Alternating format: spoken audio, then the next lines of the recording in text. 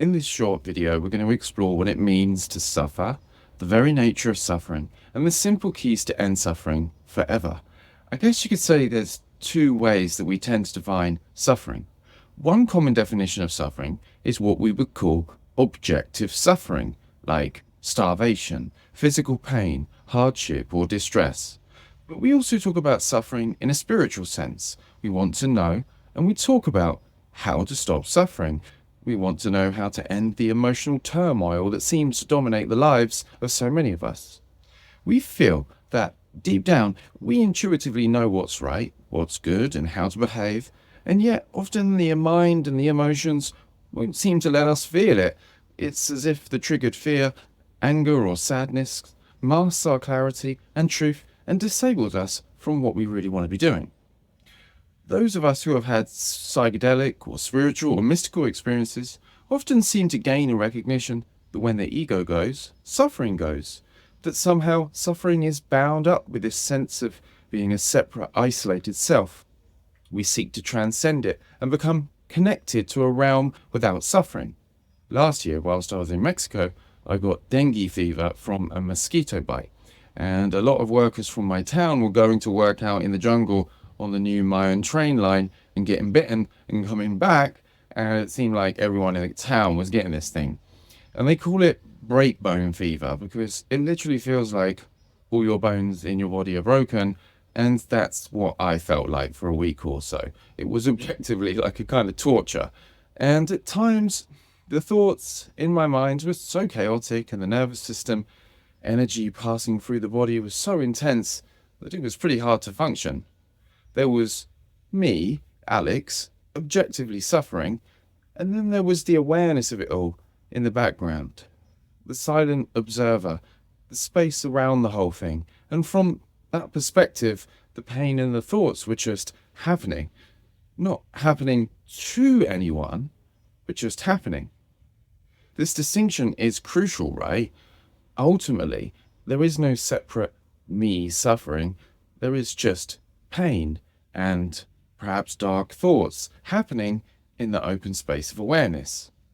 If you define suffering as physical and emotional pain, sickness, or dark thoughts, on the human level, there may always be some level of suffering eventually. There's a level of challenge and discomfort that's inevitable in this human experience, and ultimately, it's here to help us grow, right? These experiences evolve our souls and open us up to higher aspects of consciousness. But if we look at suffering in a different sense, as something that apparently happens to a small, limited sense of self, and we recognize that small, limited sense of self to be an illusion, then in a very real and tangible way, we can really transcend suffering forever. This is the essence of non-duality, the recognition that our true self is not this limited sense of self, but this consciousness that's appearing right now, that's aware of all experience, that transcends all experience, but yet ultimately is all experience. It doesn't negate the reality and importance of the vivid human experience. Challenging situations are undoubtedly challenging situations. They are real in their own context, and we experience them deeply and profoundly on the relative level. Emotional pain actually is real physical pain. And you see that clearly when you become aware and intimately connected with the felt sense of the body. The body and the mind are interconnected. Not only that, they are the same system, and emotional pain manifests as a physical sensation. But we can also recognize that the very core of our suffering is at the heart of our personal identity. Situations, physical and emotional pain are apparently happening to me, and so I am suffering. This I is the construct of thoughts and feelings we identify with, creating a sense of separateness, a small sense of self that can be crushed by the hardships of the world. You step out of suffering when you step out of the I by realizing that it's made out of thoughts and feelings that appear in this wide open space of awareness, which is what you really are. This awareness is the true self, untouched by the transient experiences of the human ego. And what you really are, this wide open space of awareness, is ultimately unaffected by situations, physical and emotional pain. This is the heart of non-duality, the recognition of our true nature as awareness itself, which is the very consciousness by which everything is known and as which everything appears. There's a part of you that's beyond thinking, that's preferenceless and needless. There's a part of you that's untouched by life, silently watching it in the background. This is the still, silent presence that is the true nature of your true essence. But really, it's not a part of you, it's all of you. It's the substance, medium, or screen as which the whole appearance appears. It's the foundation upon which all experience arises and dissolves. It's the great I am that's beyond I am this or I am that, just simply I am, the silent watcher. It embraces your human self in a loving compassion. It honors the suffering on the human plane. It doesn't reject it, but it holds it in a space of unconditional acceptance, which is its nature. And because it's beyond it, it doesn't get anxious about it. It doesn't resist it.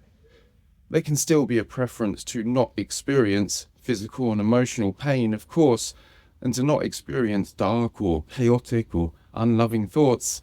There can still be a preference to learn and grow from challenging experiences. These preferences are natural and part of the human experience, and to be lived and engaged with. But even these preferences arise in the silent preferencelessness of your true self, this awareness as which everything appears. Preferences and aversions are phenomena that come and go, while your true self remains unchanged. So the simple key to end suffering forever, to see clearly that without a separate me, there is no suffering, and to see clearly that the separate me is made out of thoughts, a self-concept in the mind which isn't the core of who you really are. It's an aspect, it's an appearance in the true you, the consciousness which is dreaming the whole experience. This realization dissolves the illusion of separation, and with it, the root of suffering. Suffering is the experience of pain, which is sensation apparently happening to a sense of self.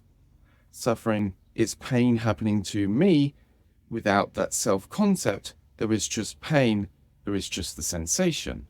So, in a way, on the level of pure awareness, suffering doesn't exist. It's seen from that perspective as something that happens when we step into the personal realm and conceptualize ourselves as a limited self to which suffering is happening to. We see that there is a happiness, or at least a contentment, in the background of all experience. We see that the source of our happiness is not in trying to repentantly escape pain, but to know ourselves beyond pain, to know ourselves as the source of peace and happiness itself. Great emotional pain may still surface in times of deep triggering, attacks, hardship, or grief, but more and more we learn to stay impersonal as we rest as this open space of awareness. We can begin to heal by honoring the personal realm of suffering, and yet knowing ourselves as the impersonal consciousness behind it, ultimately unaffected by it. When we rest as the open space of awareness, as which everything appears, we rest in the natural contentment of our true self. And when we rest there for long enough, a sense of causeless joy can naturally arise. Ideas and inspirations that are beyond the narrative of our suffering and our personhood can suddenly pop into consciousness. Instead of looking to the outside world for permanent solutions to our suffering, we begin to recognize the true power lies within. It lies within the recognition of our true self as the true power, the manifesting power, the dreamer that's beyond the dream, the soul that's beyond the body, and the infinite consciousness that's beyond the soul. See you in the next video. For one-on-one coaching inquiries, go to speaktoalex.com. Peace.